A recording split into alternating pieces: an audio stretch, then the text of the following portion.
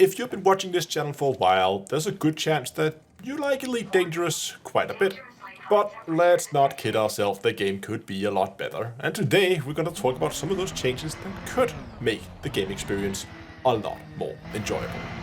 Today's video is brought to you by GameGlass. With GameGlass you can take control of your ship using a tablet or a phone. You can try it out using some of the free pre-made shots, or you can also make your own custom shots and share them with the community through the built-in marketplace. So gone are the days where you have no more rooms for all your key bindings. On top of that, GameGlass also supports Star Citizen, so follow the link in the video description and try GameGlass for free, and use offer code DTEA to get 5% off any purchase. Hello ladies and gentlemen, today I want to go through a list of changes that I think would be relatively simple for Frontier to implement into Elite Dangerous that would make our life in the game so much more enjoyable.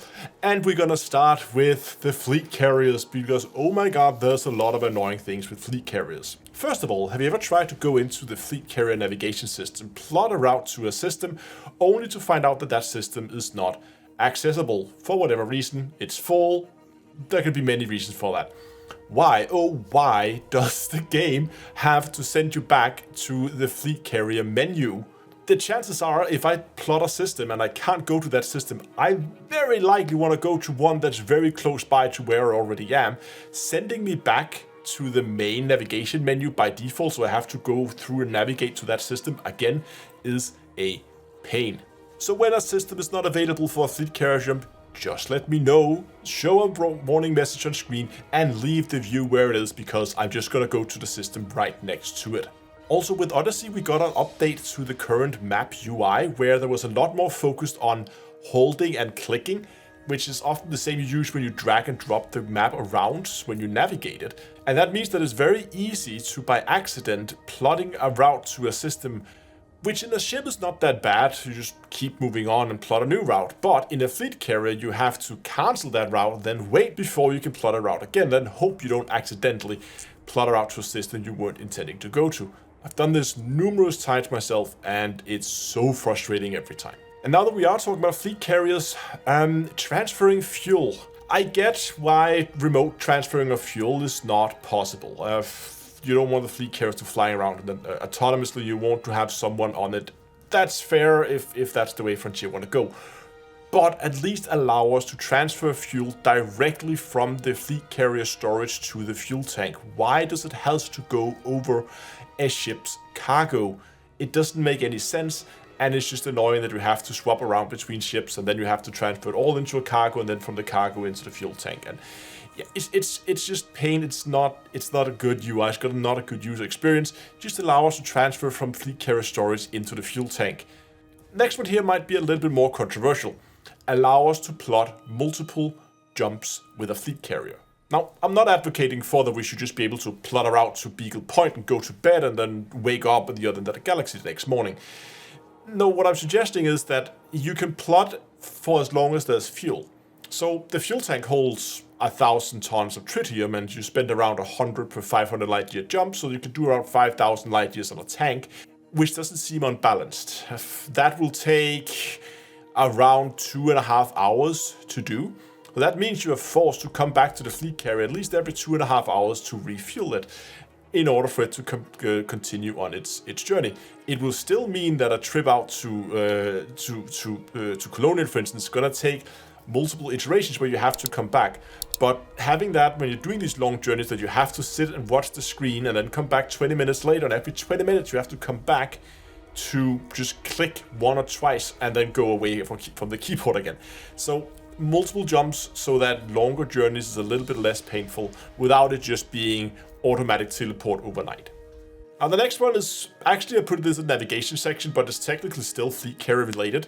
When you open the system map or when you open your navigation panel, please Frontier, allow us to filter so that you can see only your own fleet carrier. It's so common that you move into a system where there is like a curtain of fleet carriers. They're everywhere. And finding your own fleet carriers as a system is always annoying. I know there's a little icon, but you have to go around, you have to find the navigation panel, and you can't because there's fleet carriers everywhere. Give us a filter that says, I only want to see my own fleet carrier. If you really want to be nice, that allow us to see our own and friends' fleet carriers as well as an extra option, because in 99% of the cases, that's the fleet carrier I want to go to. In Super Cruise, I would really like to see a key binding for toggling Super Cruise Assist. The moment you have to go through the whole menu thing, I don't believe there is a button where I could just, if I was manually super cruising towards a target, I would love to just a button I could press, click, Super Cruise goes on. If I have the Super Cruise Assist module, of course, it turns itself on and it takes over and navigates the ship from there. Kind of like a toggling autopilot on and off, since that's kind of what it is, instead of us having to go through, navigate through menus and all that stuff. Now, for all you exploration nerds out there, you'll probably have wondered at some point, why can't we see the exploration data we have collected on the fly? I mean, it's clearly available. We can go to a cartographics merchant or whatever, and we can see it right there. So why not have that menu available when you're on the fly, so you can kind of see, oh, I've scanned these systems and these planets. Very simple, just with a tree menu where you can see list of systems, and then you click in on, you can see list of planets that you've scanned and whether you mapped them or how much data you collected about a certain body. For the old farts out there who's been playing Elite for a very long time, you might remember the days when engineering materials for ships were stored with a global storage capacity. What I mean with that was you had 1,000 space for your materials, and that was it. And they were all shared between all the materials. Then Frontier realized this is not a good player experience, and they divided it up so that each material had individual storage capacities, so that you could fill up on each material individually, and they wouldn't go into like a combined pool and take up one combined storage capacity. And this was a great change. Everybody loved it. It was, I think, almost unanimously considered by the community to be a good change to the game. Yet, when Frontier went ahead and implemented materials into Odyssey, they went back to the idea of having a common storage for materials. Why? I don't get it. Why? Frontier, you already realized this once, that individual storage for materials is better than common storage for materials. Why do it again for Odyssey materials? Go ahead, give us individual material pools for Odyssey materials, just like we have for ship-based materials. And while we are at it with materials, could we please go and remove all those useless materials? It's especially the data with Odyssey materials, where I think half of them has no known use in the game. This is just adding extra grind, and it gives the material collection a super unbalanced feel, because whenever you go out and you collect Odyssey materials for engineering a suit or weapon or whatever, you always end up being short on data at the end. You always end up with that data grind at the end, because it's so much faster to collect all the manufactured, all the other materials that you need for your suits, but the data takes forever because half the data you collect is useless. Remove all the vendor trash from the game, only give us materials that actually has a function in the game, so that those two material collections are kind of balanced out. Ideally, it should be so that if you want to upgrade a suit, when you should be done with all the different materials categories approximately at the same time through natural gameplay. We're not right now. Again, materials is terribly unbalanced, and it needs to be rebalanced by removing all the vendor trash. Okay, I have two more things I would really like to see changed in the game, that revolves around fitting and modules.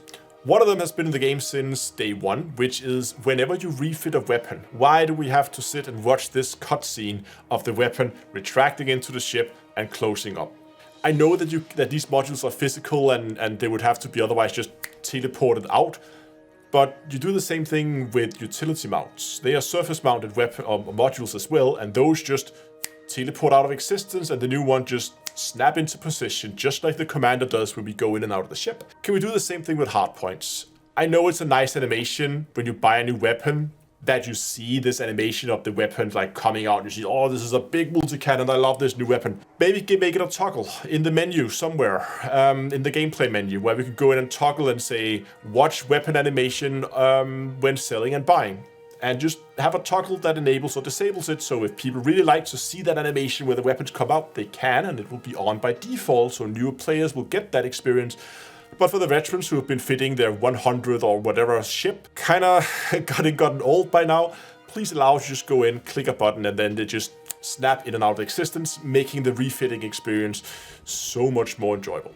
And the last one is let cargo be ship specific.